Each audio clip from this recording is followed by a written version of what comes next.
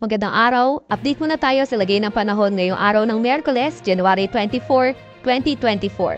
Sa kasalukuyan nga ay etong shear line nakakaapekto na sa may silangang bahagi ng Southern Luzon. At yun nga yung dahilan kung bakit magiging maulap na may mga kalat-kalat na pagulan, pagkidlat at pagkulog sa may Bicol Region, sa may Romblon, Marinduque, pati na rin sa may Oriental Mindoro. Samantalang itong amihan naman o Northeast Monsoon nakakaapekto sa nalalabing bahagi ng Luzon area. At dahil nga sa amihan o Northeast Monsoon, asahan natin yung maulap na papawirin na may mga pagulan dito sa may Cagayan Valley, kabilang na nga ang Aurora. Maulap na papawirin din naman na may mga mahihinang pagulan sa may Cordillera Administrative Region. Kaya yung ating mga kababayan na nung mga nakaraang araw pa inuulan ay pinag-iingat nga natin sa mga banta ng pagbaha at pagguho ng lupa, lalo na kung katamtaman hanggang sa malalakas yung mga pagulan. Pero sa mga area naman na mga mahihinang pagulan, kailangan pa ring mag-ingat dahil nga kahit mahina lang yung mga ulan, posible pa rin na maging saturated yung mga lupa na pwedeng mag-cause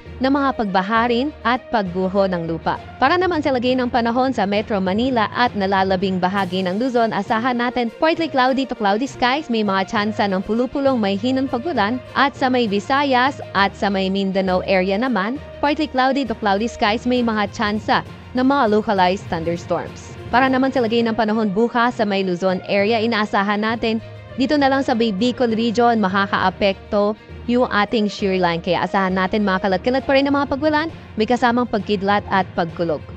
Mostly dito sa may silangang bahagi ng Luzon, particularly dito sa may Cagayan Valley, sa may Cordillera Administrative Region, pati na rin sa may Aurora, posibleng magdala ng maulap na papawirin na may mga mahihinang pagulan yung amihan o Northeast Monsoon. Para naman sa Metro Manila at sa nalalabing bahagi ng Luzon, partly cloudy to cloudy skies pa rin yung inaasahan natin, pero may mga tsansa na mga localized thunderstorms. Agwat ng temperatura sa Metro Manila at Lawag 23 to 30 degrees Celsius. Para naman sa Baguio ay 15 to 25 degrees Celsius, sa Tagaytay ay 21 to 28 degrees Celsius. Para sa Tugigaraw, 22 to 27 degrees Celsius, at sa may Legazpi ay 25 to 29 degrees Celsius. Sa Palawan area, inaasahan pa nga rin natin maulap yung papawirin, may mga mahihinang pag-ulan. Agwat ang temperatura sa Puerto Princesa 24 to 32 degrees Celsius, at sa may Kalayaan naman ay 24 to 31 degrees Celsius. Para sa lagay ng panahon, dito sa may Northern Samar, posible na magdala ng mga kalat-kalat na mga pag-ulan, may kasamang kidlat-kulog ang shear line. Para naman sa nalalabing bahagi ng Visayas at sa may Mindanao area, partly cloudy to cloudy skies condition na inaasahan natin, may mga tsansa pa nga rin ng mga localized thunderstorms. Agwat ang temperatura para sa may Cebu, Tacloban at Davao 24 to 31 degrees Celsius. Sa may Iloilo naman ay 25 to 31 degrees Celsius, 22 to 33 degrees Celsius sa may Zamboanga City at 23 to 30 degrees Celsius sa may Cagayan de Oro. Meron pa nga rin tayong nakataas na gale warning dito sa may area sa may seaboards ng Northern Luzon, sa may Eastern Seaboard ng Central Luzon, Southern Luzon at Visayas. So particularly may gale warning tayo sa may area ng Batanes, sa may Cagayan, kabilang na nga ang Babuyan Island, sa may Isabela, sa may Ilocos Norte, Ilocos Sur, La Union, sa may Pangasinan, pati na rin sa may Aurora, sa may Northern Quezon, kabilang na nga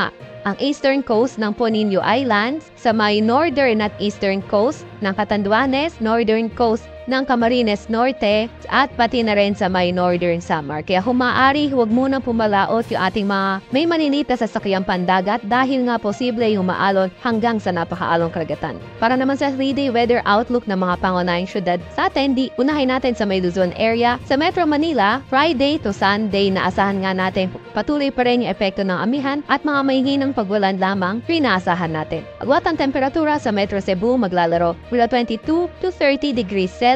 Sa may Baguio City naman, pagdating ng Friday, posible pa nga rin yung mga mahihinang pagwalan at maulap na papawirin, pero pagdating ng Saturday and ng Sunday, partly cloudy to cloudy skies condition, may mga tsansa na mga mahihinang pag-ulan. Agwat ang temperatura sa Baguio City, maglalaro mula 14 to 22 degrees Celsius. Sa may Legazpi City naman, posible na ang maramdaman dyan yung epekto ng amihan Friday and Saturday, kaya posible yung mga mahihinang pagulan at maulap na kalangitan.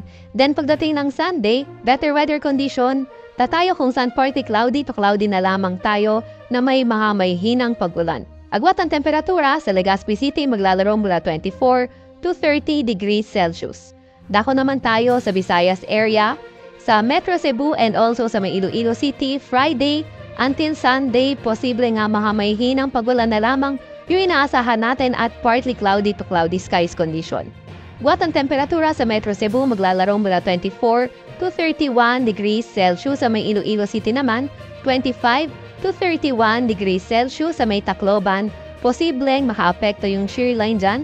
By Friday, kaya may mga kalat-kalat tayo mga pagulan, pagkidlat at pagkulog.